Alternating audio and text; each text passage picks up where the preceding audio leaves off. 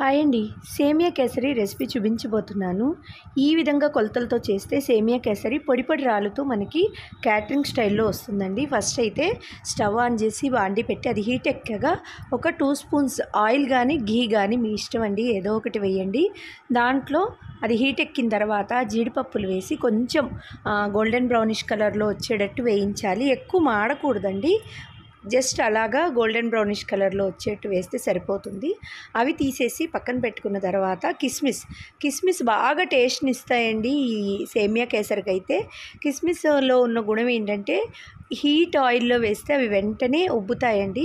ఎక్కువసేపు అయితే ఫ్రై చేయక్కర్లేదు. అందుకే ఫస్ట్ జీడిపప్పు వేయించేసాక తర్వాత కిస్మిస్ వేయించుకుంటే ఈజీగా వేగిపోతాయి. అవి కొంచెం పెద్దవిగా అవుతాయి అన్నమాట. అలా అవ్వగానే తీసేయడమే. మాడితే మాత్రం టేస్ట్ పోతుందండి, గుర్తుపెట్టుకోండి.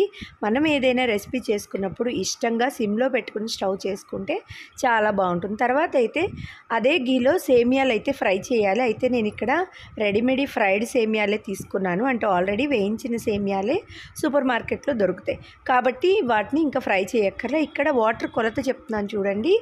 ఒక గ్లాసు సేమియాకి 2 గ్లాసులు వాటర్ అయితే సరిపోతుందండి. నేను ఫస్ట్ గ్లాస్ని హాఫ్ పోసే, అందుకే మీకు 3 టైమ్స్ అన్నట్టు కనబడింది. ఒక గ్లాస్ సేమియాకి 2 గ్లాసులు వాటర్.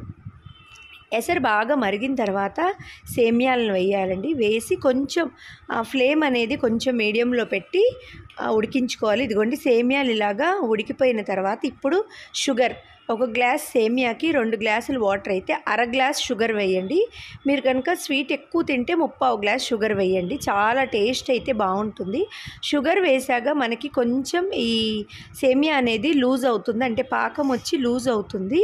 కంగారు పడక్కర్లేదు. అలాగా సిమ్లో పెట్టి ఒక 5 నుంచి 8 నిమిషాలు అలాగే సిమ్లో పెట్టి వదిలేస్తే అది మళ్ళీ దగ్గరకు అవుతుందన్నమాట. అలా దగ్గరికి అయిన తర్వాత మీకు ఫుడ్ కలర్ కావాలంటే వేసుకోవచ్చు. నేనైతే ఇక్కడ న్యాచురల్గానే ఉంచేసాను. ఇదిగోండి ఇలాగా దగ్గరికి అయిపోయిన తర్వాత మనం ఫ్రై చేసి పెట్టుకున్న డ్రై ఫ్రూట్స్ అందులో వేసిస్తే సేమియా కేసరి రెడీ అండి. చల్లారాగా కూడా మీకు పొడి పొడి రాలుతూ అయితే వస్తుంది. మరి రెసిపీ నచ్చితే ఖచ్చితంగా ట్రై చేయండి. ఈసారి ఎప్పుడు సేమియా పాయసమే కాకుండా ఇలా డిఫరెంట్గా కేసరి చేయండి. ఫస్ట్ టైం ఛానల్ని చూస్తే తెలుసు కదండి, సబ్స్క్రైబ్ చేయండి. అలాగే లైక్ వేయడం మాత్రం అస్సలు మర్చిపోవద్దు. Signing off, Sai Syamla Collections and Vlogs. Thank you for watching. We will meet in the next video.